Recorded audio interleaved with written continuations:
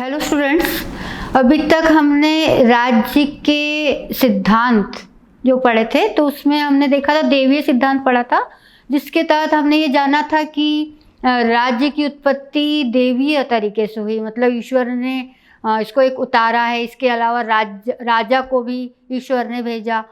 फिर इसकी आलोचना की गई कि ऐसी कोई संस्था नहीं होती, उसको नकारा गया। फिर आगे बढ़े तो शक्ति सिद्धांत आया। शक्ति सिद्धांत के तहत क्या बात की गई कि राज्य की उत्पत्ति कैसे हुई होगी, तो लोग प्राकृतिक अवस्था में रहते थे और उनमें कोई एक व्यक्ति शक्तिशाली हो गया जिसने निर्बलों को सताया, निर्बलों को अपने अधीन किया। इसके अलावा फिर उसने छोटा सा परिवार बनाया। यह परिवार बड़ा हुआ तो कुटुंब बना, कुटुंब से जनपद बना और फिर राज्य का निर्माण हुआ। इस प्रकार उसने अपनी शक्ति बढ़ाते बढ़ाते राज्य का निर्माण किया। परंतु इसको भी एक सिरे से नकार दिया गया, क्योंकि किसी राज्य के निर्माण में शक्ति ही सब कुछ नहीं होती। हाँ, शक्ति एक तत्व के रूप में अवश्य मानी जा सकती है, पर शक्ति ही सब कुछ हो ऐसा नहीं है। और दूसरी बात, इस सिद्धांत ने यह भी स्पष्ट नहीं किया कि यहाँ पर शक्ति का कौन सा रूप इस्तेमाल किया जा रहा है। अर्थात शक्ति कई प्रकार की हो सकती है। शारीरिक शक्ति के साथ बौद्धिक शक्ति, नैतिक शक्ति, वैधानिक शक्ति, पारिवारिक शक्ति, सामाजिक शक्ति और भी नजर नहीं किया। तो इसमें इसका स्पष्ट उल्लेख न किए जाने के कारण यह आलोचना का शिकार हुआ और शक्ति सिद्धांत को भी हटा दिया गया।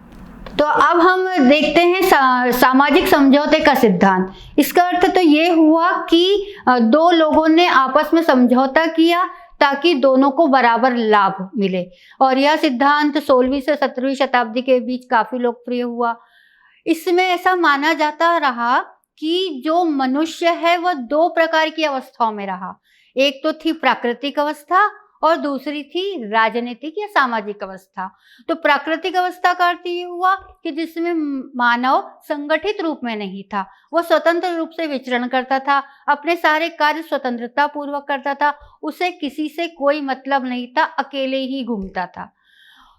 और फिर यानी इसको हम बोल सकते हैं पूर्व सामाजिक या पूर्व राजनीतिक अवस्था। और इसके बाद फिर आई पूर्व सामाजिक या राजनीतिक अवस्था। इसका अर्थ क्या हुआ कि यह स्वतंत्रता पूर्वक जीवन से वह व्यक्ति असुरक्षित रहा, उसके जीवन का खतरा हो गया। तो ऐसी स्थिति में उसने संगठन स्थापित किया और अपनी शक्ति किसी शक्तिशाली को देकर और बदले में सुरक्षा और अपने मतलब सामाजिक सुरक्षा और जीवन की सुरक्षा प्राप्त की। तो इसे हम सामाजिक सुरक्षा समझौते का सिद्धांत कहते हैं। और इसको प्रभावी बनाने वाले 3 राजनीतिक विचारक थे, हॉब्स, लॉक और रूसो। हॉब्स ने भी यही बताया और हॉब्स जो थे उन पर राजतंत्र का प्रभाव था। तो उनका कहना था कि मनुष्य हमेशा से स्वार्थी और हीन भावना से ग्रसित रहता है, अहंकारी है, तो वह हमेशा शक्ति पाना चाहता है और जैसे ही उसको शक्ति मिलती है तो वह अनाचार करने लगता है। ऐसी स्थिति में बाकी जो लोग रहते हैं, जो निर्बल होते हैं, वह परेशान हो जाते हैं। तो उनको संगठित करना जरूरी है ताकि बाकी लोगों का जीवन सुरक्षित, संगठित हो, उनका जीवन सुरक्षित हो सके। यह हॉब्स का कहना था। तो हॉब्स ने ऐसा माना कि उन्होंने एक समझौता के बारे में बताया कि उस समय लोगों ने अपने आप को सुरक्षित करने के लिए पहले एक स्थान पर संगठित हुए, फिर उन्होंने अपने जितने भी अधिकार हैं और जो स्वतंत्रता है वह जो संगठन है उनमें प्रत्येक व्यक्ति को दे दी। और इसी प्रकार प्रत्येक व्यक्ति ने भी अपनी स्वतंत्रता और अपना प्रभुत्व जो भी है वह सब सामने वाले को दे दिया। इस प्रकार सब ने अपने अपने व्यक्तित्व को दूसरे को न केवल समर्पित किया, बल्कि इसके बाद उन्हें संगठित रूप से स्वयं का व्यक्तित्व और संगठन प्राप्त हुआ। यह मानना था हॉब्स का। आगे बढ़ते हैं तो लॉक ने भी ऐसा ही कुछ किया।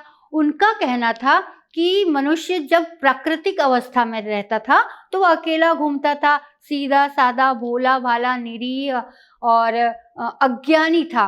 ऐसी अवस्था में वह अकेला ही घूमता था, उसे कोई परेशानी नहीं थी। पर कालांतर में क्या हुआ कि उसके जीवन में असुरक्षा का भाव आ गया। तो इस असुरक्षा के भाव को दूर करने के लिए वह संगठित हुआ। मतलब उस समय जो व्यक्ति था, जब प्राकृतिक अवस्था हुआ करती थी, तो ऐसी स्थिति में उसका अर्थ ये था कि न किसी को दुख दो और न ही कोई आपको दुख दे, अर्थात दूसरों के साथ वैसा ही व्यवहार करो जैसा अपने साथ चाहते हो। पर ऐसा सदैव नहीं रहा, संगठन बनाना पड़ा। ऐसी स्थिति में उन्होंने किसी एक व्यक्ति को अपना मुख्य कर्ता धर्ता नियुक्त किया, उसे अपनी सारी स्वतंत्रता समर्पित की और बदले में उस व्यक्ति ने इस संगठन को सुरक्षा प्रदान की। अर्थात उसने व्यक्तिगत रूप से अपने व्यक्तित्व को उसे सौंपा और बदले में उसे सामूहिक रूप से स्वतंत्रता और अपना व्यक्तित्व लौटता हुआ दिखाई दिया। आगे बढ़ते हैं। रूसो ने भी ऐसे ही कुछ कहा। रूसो ने अपनी किताब सोशल कॉन्ट्रैक्ट में लिखा है कि जो मनुष्य है वह पहले प्राकृतिक अवस्था में रहता था और इस प्राकृतिक अवस्था को रूसो ने प्राकृतिक बर्बर अवस्था कहा। बर्बर का अर्थ यहाँ पर ऐसा लगाया जाता है कि वह स्वतंत्र विचारधारा का था, वह अकेला घूमता था और जैसा कि आपने देखा कि जॉन लॉक ने भी ऐसा ही कुछ कहा, तो वह भोला भाला इंसान था, प्राकृतिक अवस्था में रहता था, न उसे किसी से लेना देना था और न ही वह किसी का बुरा चाहता था। पर इनके साथ भी कुछ ऐसी घटनाएं घटित हुई कि इनको संगठन बनाने पर मजबूर होना पड़ा। तो इस प्रकार इन्होंने अपना एक संगठन बनाया और जिसमें अपनी शक्ति सामने वाले को समर्पित की। तो इस प्रकार हमने देखा कि हॉब्स हो या लॉक हो या रूसो, इन तीनों का एक बात तो है कि तीनों का ऐसा मानना था कि व्यक्ति प्राकृतिक अवस्था में किसी का मानना है कि सुखी था, किसी का मानना है कि सुखी नहीं था, पर फिर भी इनको किसी न किसी कारणवश प्राकृतिक अवस्था को छोड़ना पड़ा और संगठन स्थापित करना पड़ा। और यह संगठन किस प्रकार का था कि इन्होंने अपनी शक्ति को किसी को दिया और बदले में उसने इनको कुछ दिया। इस प्रकार इनका आपस में समझौता हुआ। तो इस प्रकार यह हुआ सामाजिक समझौता। अब हम देखते हैं कि यह सामाजिक समझौता कब तक रहा। तो यह 16वीं 17वीं शताब्दी का, जैसे कि मैंने आपको बताया कि काफ़ी लोकप्रिय रहा, लोगों ने इसको काफ़ी पसंद किया। पर जैसे ही 18वीं सदी में जब यह बात पहुंची तो यह आलोचनाओं का शिकार होने लगा, क्योंकि उस समय वैज्ञानिक प्रगति और राजनीतिक चेतनाएं काफ़ी आगे बढ़ गई। तो इस प्रकार हमने देखा कि यह सामाजिक समझौता हुआ और इसमें लोगों ने अपने व्यक्तिगत गुणों को, स्वतंत्रता को अन्य को सौंपा और इस प्रकार एक संगठन बना और इस प्रकार सभी लोग सुखी रहने लगे। हाँ, ऐसा भी हुआ कि जिसको इन्होंने अधिकार सौंपा, कॉन्ट्रैक्ट करता तो ये हुआ कि जिसको इन्होंने अधिकार सौंपा, यदि उसने सही तरीके से कार्य नहीं किया तो फिर वो कॉन्ट्रैक्ट कैंसिल हो गया, मतलब वो समझौता कैंसिल हो गया और फिर किसी अन्य शक्तिशाली व्यक्ति को यह कॉन्ट्रैक्ट दिया। तो इस प्रकार यह हुआ सामाजिक समझौते का सिद्धांत। अब हम बात करते हैं कि निश्चित रूप से इसकी आलोचना की गई होगी। आपको क्या लगता है कि इसकी आलोचना क्यों की गई होगी? तो इसके कुछ बिंदु हैं जिसके अंतर्गत इसकी आलोचना की गई। जैसे इसको माना गया कि ये अनैतिहासिक है, मतलब इसका कोई इतिहास नहीं है। यदि इतिहास के पन्नों को पलटा जाए तो ऐसा कहीं नहीं लिखा है कि मनुष्य जब प्राकृतिक अवस्था में रहता था तो वो बर्बर अवस्था में होगा या वह संगठन बना के नहीं रहता था। ऐसा कहीं भी इतिहास में हमको प्राप्त नहीं होता, इसलिए इसको अनैतिहासिक कहा गया है।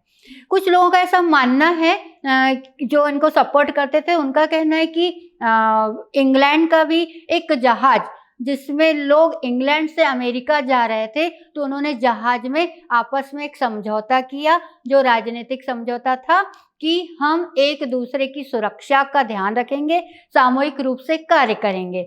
तो कुछ लोगों का मानना था कि यह सामाजिक समझौते का इतिहास है परंतु ऐसा नहीं कहा जा सकता, क्योंकि सामाजिक समझौते के इतिहास सिद्धांत में व्यक्ति को, मनुष्य को प्राकृतिक रूप में माना गया। प्राकृतिक रूप यानी जिसमें कोई नियम कानून नहीं थे, कोई विधि नहीं थी, व्यक्ति स्वतंत्र था, उस पर किसी का भी अधिकार नहीं था, ऐसी अवस्था मानी जाती है। और जबकि ये जो व्यक्ति जहाज में बैठे हुए हैं निश्चित रूप से एकजुट होंगे, तभी तो जहाज का निर्माण किया गया और तभी वो एक साथ जा रहे हैं, तो इसलिए इसके साथ तुलना करना ठीक नहीं है। तो पहली आलोचना क्या हो गई कि ये अनैतिहासिक है।